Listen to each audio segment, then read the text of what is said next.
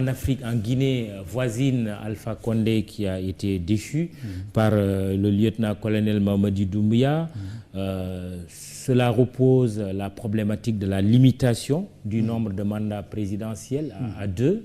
Alpha Condé avait eu un 3e mandat, cela n'a pas marché. Il a été victime d'un coup d'État.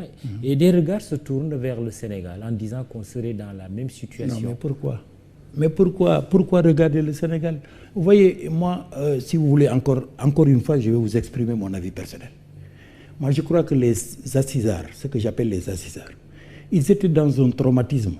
Quand même, eux, ils ont proposé qu'il faut limiter les mandats à 2, il faut que le mandat ne dépasse pas 5 ans, il ne faut pas que le candidat ait plus de 75 ans. Tout ça, c'est des concessions qui ont été faites dans le cadre d'un traumatisme. Mais à titre personnel, je vous dis, moi, je suis contre la limitation des mandats. Ah bon? Je suis contre aussi le fait de les limiter à 5 ans. Je suis contre aussi le fait...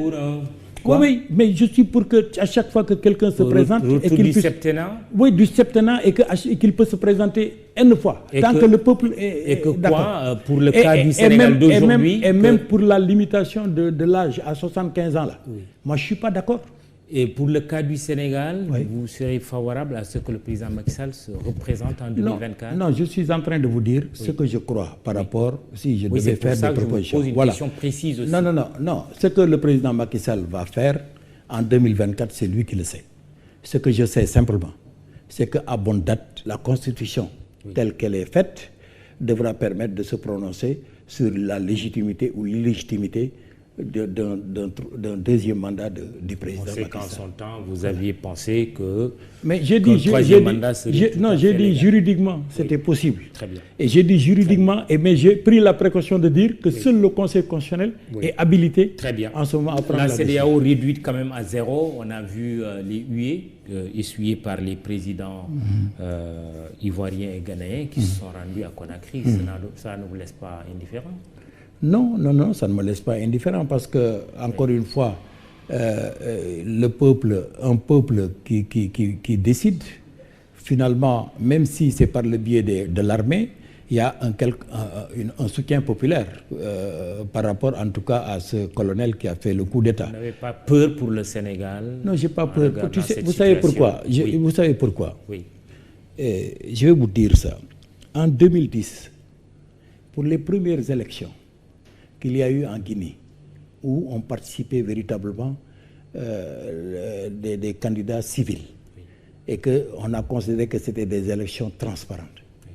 Mais vous pouvez vous imaginer que le premier, qui était arrivé à 44%, a été battu par le second qui avait 18%, malgré les alliances qu'il a eues avec le troisième. C'est le Dalin Diallo face à Alpha Condé. Mais vous voyez, ça veut dire que il y a quand même d'autres problèmes qui sont des problèmes d'ethnie, des problèmes il y a des problèmes beaucoup plus graves au niveau de la Guinée. Ne comparons surtout pas la Guinée avec le Sénégal.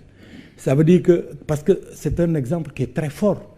Je n'ai jamais vu dans le monde quelqu'un qui arrive, qui avec 44%, être battu par quelqu'un qui a 18%, alors que lui, il était allié avec le troisième qui avait... Mais M. Dalin Diallo avait dénoncé une fraude aussi. Or, le Sénégal, il faut s'en féliciter, est encore un pays stable, un pays où ces considérations, en tout cas, ne sont pas prises en compte. C'est pourquoi le Sénégal ne peut pas être comparé à la Guinée.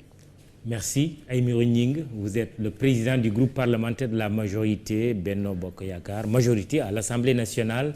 Le jury du dimanche, Mahmoud Ibra Kane à la présentation, iRadio, ITV, imedia.sn justement, au texte Cheikh Moussa Sarr à la photo, Abdoulaye Silla, Masmoup à la réalisation, prise de son Iba Mar Sène. Merci à toute l'équipe technique, mais également à l'équipe digitale, Biram Pouy, Fatima Ba. Bon dimanche, rendez-vous dimanche prochain.